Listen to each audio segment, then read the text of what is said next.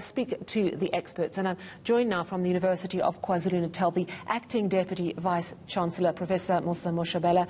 Prof, good evening. So, good decision, bad decision. What's your take? Good evening. I think it's a cautious decision. I think that actually maybe the way I would have actually framed this decision was to request time to look at the South African data, analyze it, and just verify that there are no problems so far. As the Minister has already said, that we've got no cases of floating disorders yet. Now, it makes it difficult to then understand why the decision was made. But if it's really just to consult and to look at the data, I think that's what it should have been caused, instead of it coming across as if now the Sisonke study is being paused. But I suppose also because it's a research study, I'm also a little bit surprised that it is really being managed by the Minister. I think that it would have been okay for the regulatory bodies and the ethics committees to comment on this. All right. So can you tell us what is a thromboembolic event? It was referenced, we understand it as a rare blood clotting disorder. Do you know any more information? Yeah, I mean, it's not unusual to have a disorder that basically involves the clotting of the blood. And if you think about it, we are quite familiar with these issues of clots. For example, most of the cardiovascular diseases involve clotting. So when someone has a heart attack, it's because there is a plug in the blood vessels and it can block the blood flow. When someone has what we call a deep vein thrombosis, it's because there's a plug in the blood vessels. And usually these kind of diseases have to do with the fact that there are cells in the body, in the blood, that helps protect us from bleeding. You know, when you have a cut and you're bleeding, all of a sudden, you know, it freezes and, you know, it looks like there's a plaque that blocked the bleeding. Those are cells that protect us. But now in certain disorders, then it happens inside our blood vessels, triggered by other things, and we don't want that. So it's naturally a good thing to help protect us from bleeding.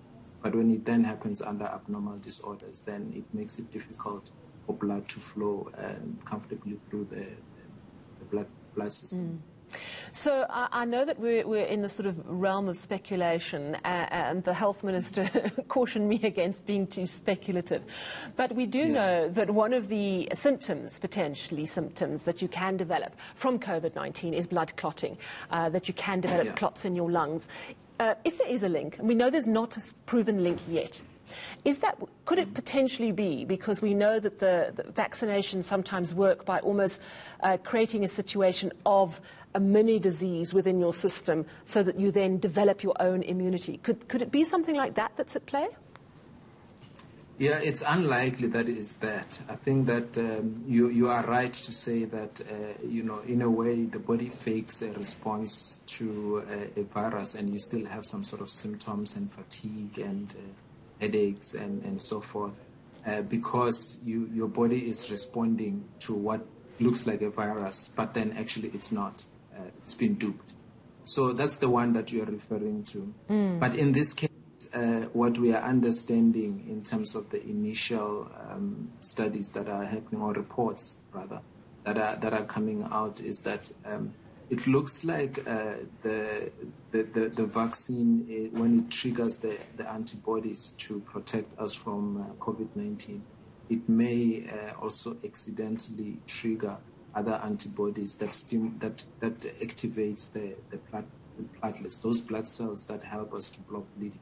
It may trigger those cells, and when those cells are triggered, then they start to form some sort of thrombosis or those plaques in the blood system. But it is very rare. We don't know why it happens, and it may be happening because people have what we call autoimmune diseases, or they've got some underlying diseases already that predispose them.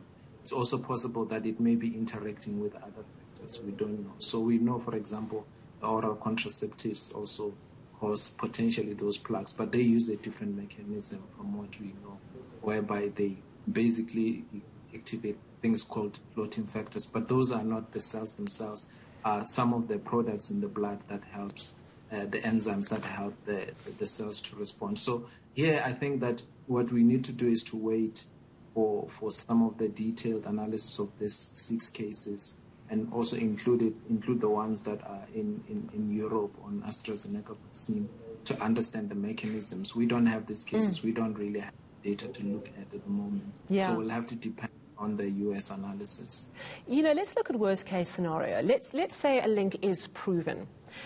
Is it going to be, bearing in mind how extremely rare a reaction like this is, if there is indeed a direct causal link, is it going to be much more than a little note on that long sheet of paper that you all get with medication saying, don't take it if this, this, and this, and this? Is it enough, do you think, to stop the rollout of this jab? Okay, well, you always have to balance it with other factors. I think the Minister indicated that as well. So I think that the US is at liberty to pause their rollout, because they've got Moderna, they've got Pfizer at large scale. They're far, far from us. We pretty much have Johnson & Johnson. We've already abandoned AstraZeneca. We are still waiting for Pfizer, but Pfizer also will have its own problems. So you see, this one, we know that because there is an association, there is already caution. So the AstraZeneca vaccine already has a caution that comes with the label to say that there is a potential side effect of bloating.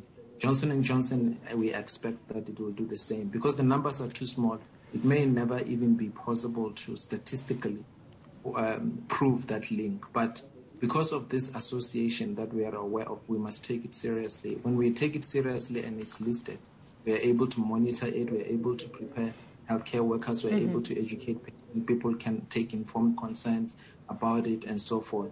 But as we say, it's a rare event, but it's serious. Yeah. So with Pfizer, we've got a rare event of allergic reactions, that something called anaphylaxis, where a person can go into shock. And that is a rare event, but it's also serious. So that also comes with that sort of warning that comes with it. Yeah, and the truth is that it can come with almost any medication that we take. There is always the possibility of something going wrong. Very last quick question. Are any of these problems related to the speed with which these vaccines were developed and rolled out? It's difficult to say for sure, but I would say that it's unlikely. So I think that any product that you develop, you would ideally want to have enough time to observe it. And if you are rolling out at a slow pace, you could argue that you may have picked these things up. And actually, if we were rolling out at a slow pace, pausing for a week or 2 months wouldn't be an issue. And also, whenever we pick up issues, we could always wait and improve the product and so forth. So one way of looking at it is that if we were having a slow rollout, we could have been observing easily and better. But here's the point, that trials, for example, would only involve about 40,000 participants.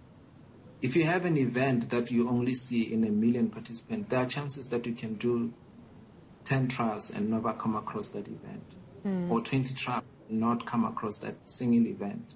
Only when you are now going to reaching close to 1 million total participants combined from different, and we don't have that.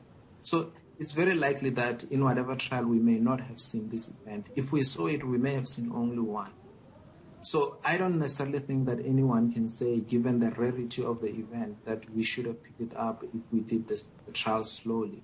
And if you then compare that with the fact that we don't have the liberty of time with COVID-19, because people are dying now and people are getting infected now, people are becoming disabled with long COVID now.